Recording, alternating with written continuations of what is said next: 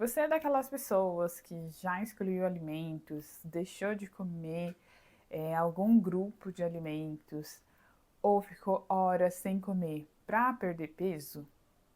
Se sim, o vídeo de hoje é para você. Meu nome é Josiane Bessa, eu sou nutricionista comportamental e especialista em transtorno alimentar.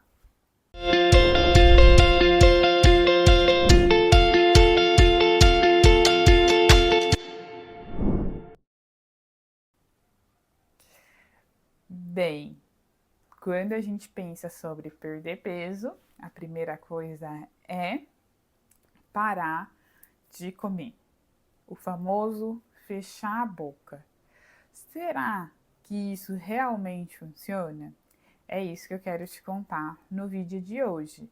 O que será que acontece no nosso corpo e no nosso cérebro quando a gente toma essa decisão?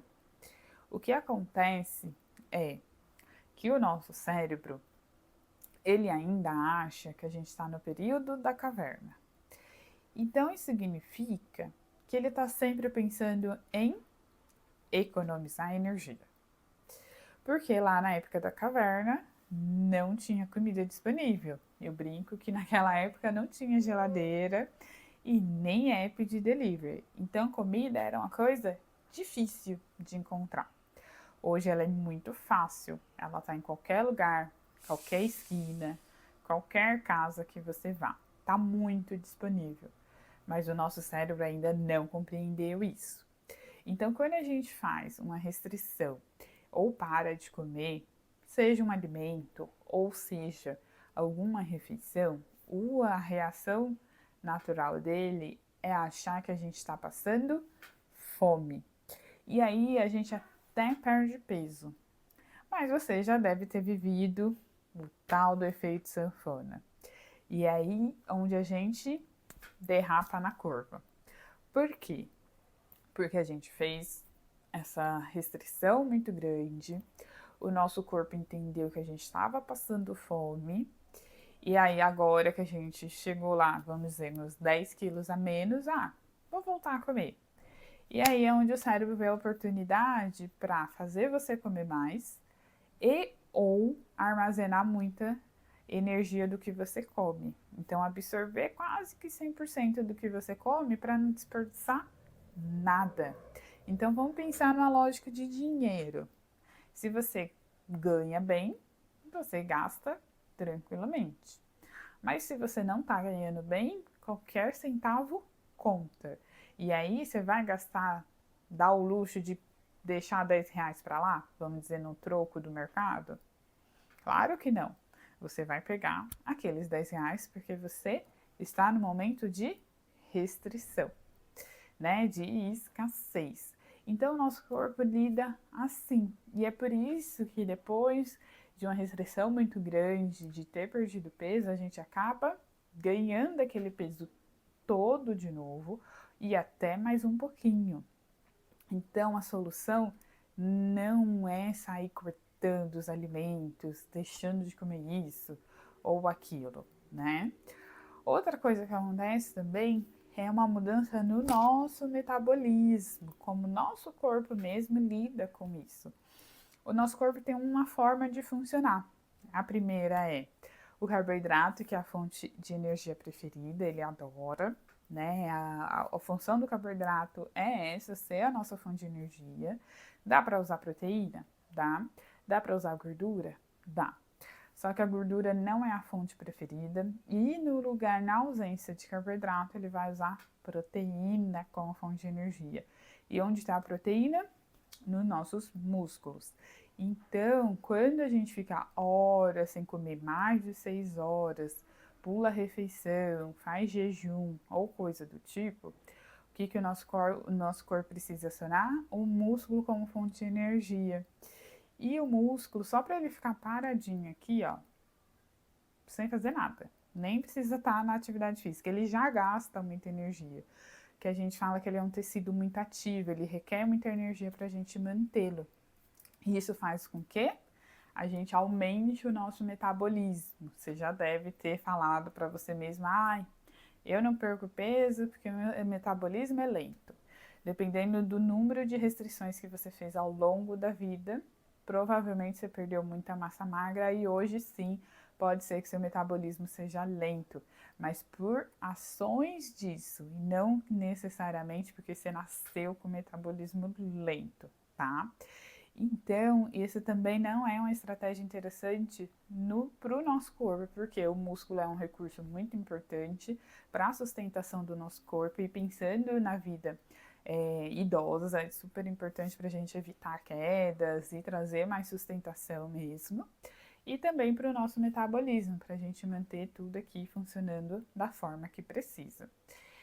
E aí você deve estar pensando, tá bom, mas eu quero emagrecer, então o que eu faço? Primeiro, entender que parar de comer não é a solução.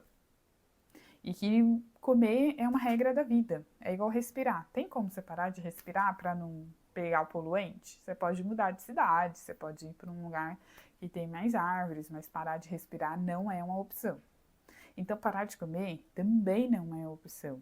E a gente tem que ter cuidado que com essas ações a gente pode chegar muito próximo ou até desenvolver um transtorno alimentar. Se não chegar a isso, pelo menos uma relação difícil com a comida vai ter, que é essa sensação de culpa, comer emocional, descontar a emoção na comida, ficar pensando o tempo todo em caloria, a comida se tornar muito central na sua vida. Então, normalmente isso chega a acontecer, tá? Então, não é só o cérebro e a parte física, o metabolismo que ficam mexidos nessa parte. A parte emocional também acaba sendo bastante atingida. E aí a melhor solução é entender quais foram as causas que te fizeram ganhar peso. Não foi da noite pro dia que você ganhou peso, foram muitos e muitos anos para chegar até aqui. Por mais que às vezes você tenha a sensação de que foi 1 ano, 2, mas lembra lá da primeira restrição. Quando que foi? Às vezes foi lá 15 anos atrás. Então é lá que está provavelmente o problema e esse problema está persistindo até hoje. Eu tenho pacientes que têm um comportamento que chama seletividade alimentar. Então, às vezes, a experiência ali na primeira infância não foi legal com a comida. E eles não comem fruta, não comem verdura, não comem diversos alimentos e os únicos alimentos que eles comem são alimentos mais calóricos, mais açucarados, mais gordurosos. E isso fez ganhar peso. Mas isso nunca foi tratado. Então eles pensam que vão cortar todo o açúcar, toda a gordura da alimentação e o problema vai se resolver. Não vai, porque o problema inicial está onde?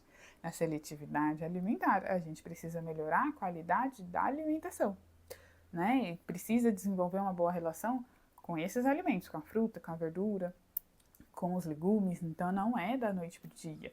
Às vezes o problema começou ali com comer emocional, né? Sempre foi estimulado, tá chorando, toma um bombom. Tá triste, come um chocolate. Foi mal na escola, toma um sorvete.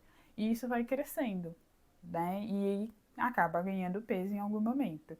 O problema é necessariamente sorvete? Não, mas a forma como está lidando com a emoção, associando comida sempre a resolução dos problemas. A comida deixa de ser algo prazeroso e nutritivo para se tornar a resolução de problema.